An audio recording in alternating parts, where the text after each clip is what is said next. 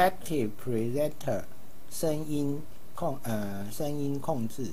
好，当我们录了用 Active Presenter 录了一段声音的时候，如果声音太小怎么办？第一个，我们可以按右键把它汇出 Export 汇出到桌面上。好，我们已经汇出过了。然后呢，这个时候我们可以把它用这一个软体叫做 Audacity， 把读入进来。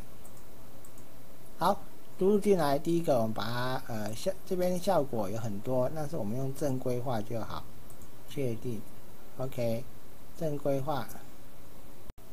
好，我们可以明显看出来这个声音差很多。然后我们档案把它汇出，汇出音讯。OK， 我们把另外一个名称，我这边已经汇出成0091，我们节省时间。好，汇出好之后，这个时候很明显，我们再打开，请看它。好，我们这边呢，我们选择汇入，把刚刚的那个91汇入，请看一下这边的波形明显的变得很大，它很明显，效果也不错。请看看声音 ，YouTube 新界面。好的。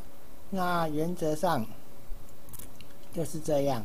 那这个软体呢，本身呢，我这个软体本身，我把它放到我们的，我把它放到这个全部解压缩，有这个第一个先装这个主程式，再装这个它的解码器。如果这个不能执行，如果这个不能执行也没有关系。当它汇出的时候，系统会问你说：“找不到这个答案，你就跟他讲在这里。”这也是一种方式。